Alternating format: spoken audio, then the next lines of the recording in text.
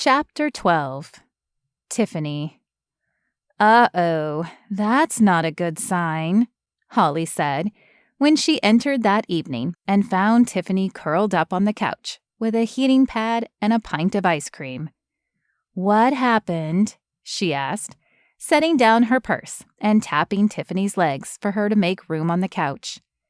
Tiffany curled her knees up and sighed. "It started out okay, but then my stomach started hurting again, and then Sophia showed up at the restaurant, and she was all flirty with Israel." Holly tapped her lap to let Tiffany know she could place her feet back down before asking, "Who's Sophia?" "This beautiful Hispanic girl who works at the coffee shop at the resort." "Okay, and did Israel flirt back with her?" Tiffany took a bite of ice cream and shook her head. "No, and he said he told her he was seeing someone." "But you don't believe him?" Holly interrupted. Tiffany lifted one shoulder in a small shrug. "I don't know. I guess I do, or at least I did. But then my stomach started hurting again, and I excused myself to go to the bathroom. When I got back, she was at the table again." "Wait, your stomach pain is back?" Tiffany blinked at her friend. "Did you miss the part where I said the beautiful woman was at our table again?" Holly looked at her as if she'd just sprouted 3 horns. "No, I just dismissed it like you should have done. Look, I don't know this, Sophia, but I do know Israel, and he is crazy about you. Did he seem like he was interested in her? Ask for her number, smile, or flirt with her?" Tiffany shook her head. "No." "Exactly my point. I don't think you were even concerned about this, Sophia.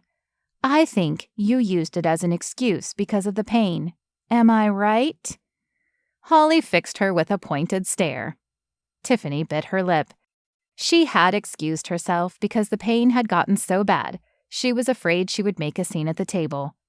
And when it didn't disappear after her visit to the bathroom, she'd decided she would have to ask him to take her home. Holly was right. Sophia had been a non sequitur, a convenient cover-up so she didn't have to tell Israel how bad the pain was. "I guess you're right." Tiffany sighed as she glanced over at the wrapped gift that she still hadn't opened. At least it wasn't small enough to be a jewelry box. "I made a mess of things." Holly smiled and then reached for the ice cream. "Maybe tonight, but I'm sure Israel will forgive you. We need to talk about this pain, though. You need to go see a doctor. You promised you would if it got worse." Tiffany bit the inside of her lip. She'd been avoiding the doctor, mainly out of fear. What she didn't know couldn't hurt her, right?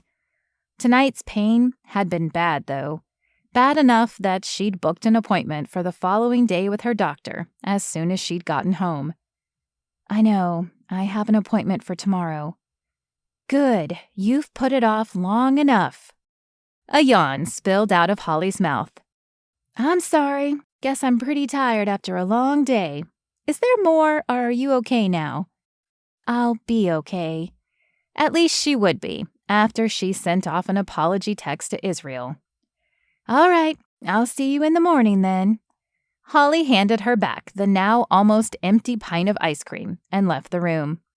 Tiffany scraped the walls of the container, scooping up the last spoonful and savoring the taste.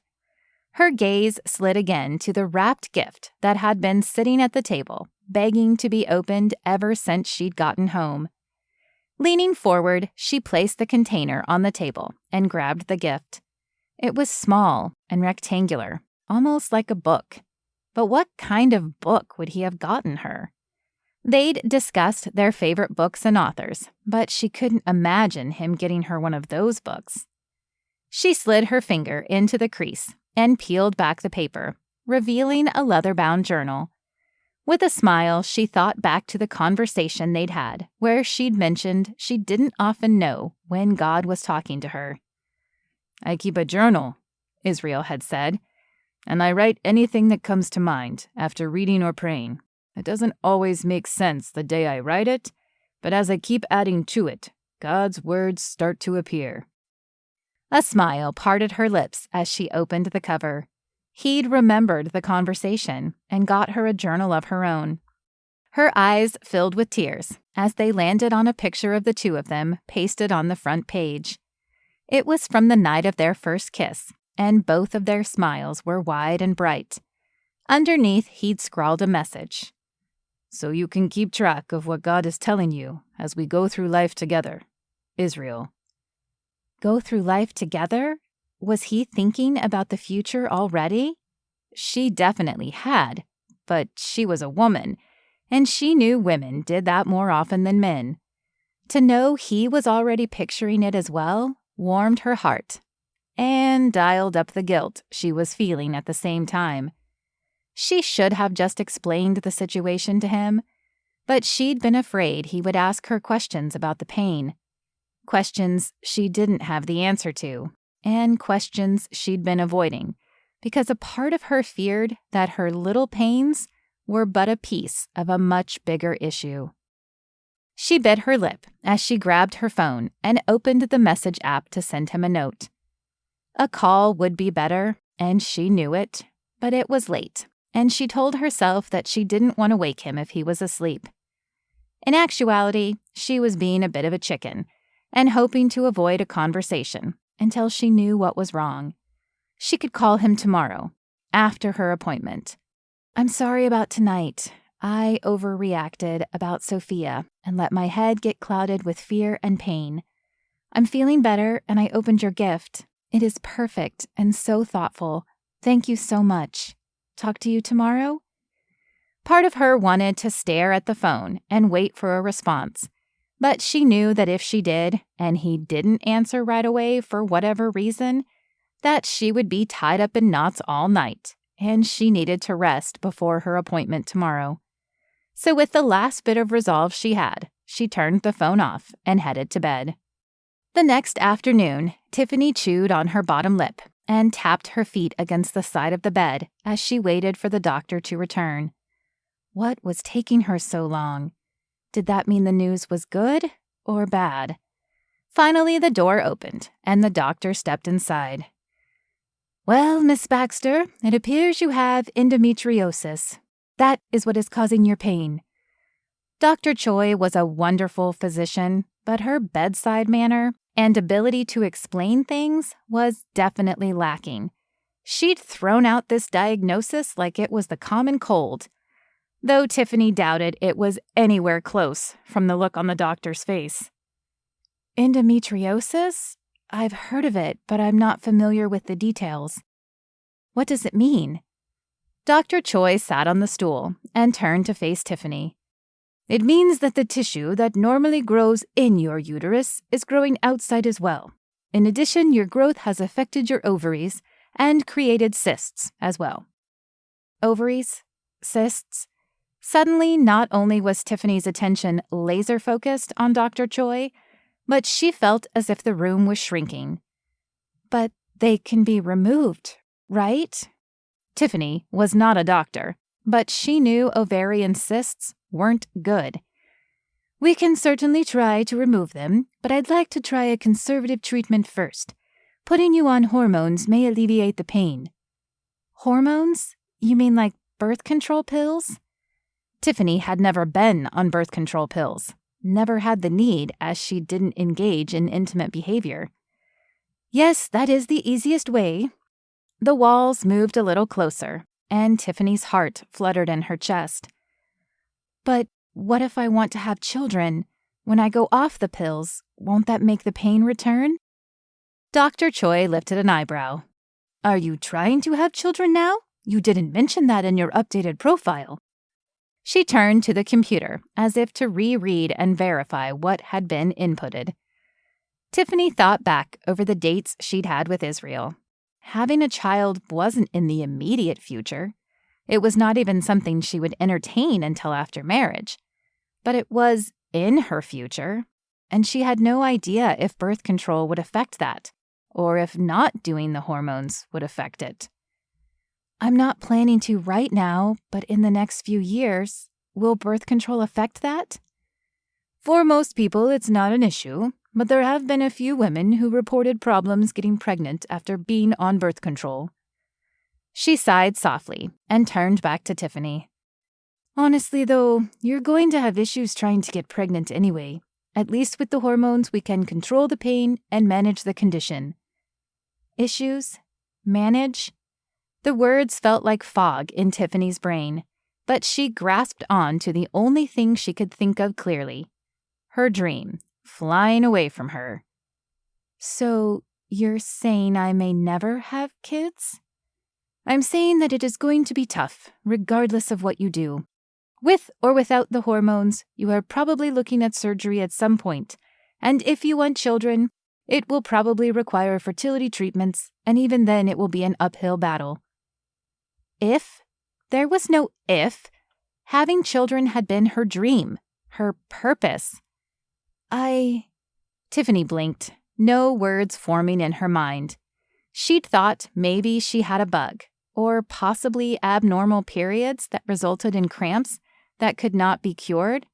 But to find out she might never be able to have children, she wasn't prepared for that. "Are you okay, Miss Baxter?" Okay? What did that even mean? Everything she'd planned for now seemed like a crumbling house of cards, one that she could never rebuild, regardless of how careful she was. "I don't know. Can I have a few days to think about it?" "Of course, but the sooner we get you started on the treatment, the sooner your symptoms will improve." Symptoms? Who cared about a little pain when she might never have children? "I hear what you're saying, but I just need to process first." "That is understandable. I'll put the prescription in your file, and you can fill it when you're ready." When she was ready, she would never be ready. Filling it, no matter how much physical relief it brought, would also be a daily reminder that she might never have children. And why did this have to happen now, when she had finally found someone she could envision a future with? Israel. As the doctor left the room, the full impact of how this would affect him as well hit Tiffany. It was no secret that he wanted a large family. He came from a large family, and he wanted a large family. Now she would never be able to give him that. A sob escaped her lips as the pain gripped her insides. She opened up the phone and read the message he had sent in response to her apology the night before. "I can understand that, but you are the only one I want in my life. Glad to hear you're feeling better and that you liked the journal. I look forward to talking with you later." How could she talk to him now? How could she tell him that she was broken, that she might never be able to have kids? How could she ask him to put his dreams of a large family aside? The truth was that she couldn't, and she couldn't hide this from him either. Keeping this secret from him would eat her alive, and she knew, in the end, it would kill their relationship too. Though it hurt every piece of her heart, she knew she would have to break it off with him. She might never be able to achieve her dreams of a family, but he could, and she could give him that chance, would give him that chance. Ending it now would be better than dragging him along and possibly into a marriage where she couldn't give him what he wanted. At least it was still early enough in their relationship that they had yet to say "I love you," though his gift showed he'd been developing strong feelings for her as she was for him. Just because they had yet to say the words didn't mean they weren't already feeling them. However, the thought of breaking up with him brought tears to her eyes. He was the first man she'd felt a connection with since Connor, the first man who'd reassured her that she wasn't crazy for wanting motherhood to be her job. Israel was exactly the type of man she'd always dreamed of, but now it seemed that no longer mattered. With a heavy heart, Tiffany gathered her purse and the paperwork Dr. Choi had given her about her condition and opened the door. Her condition. It felt like a label, defining, constricting, limiting, heavy. The colors around her faded to a dreary monochromatic gray. A tear slipped down her cheek as she left the office. She had no doubt that many more would follow. especially when she took the time to rethink her future without kids, her future as something other than a mother. Yes, there were other ways to have a family, but in vitro was expensive, as was adoption, and both could take years. She would either have to find a wealthy man willing to pursue alternative options for a family, or revise her dreams. With a sigh, she opened her car and sank down into the driver's seat, dropping her head on the wheel. "Lord, give me strength," she whispered. But that wasn't what she really wanted. What she really wanted was to reverse time, to never make this appointment. No, that wasn't it either.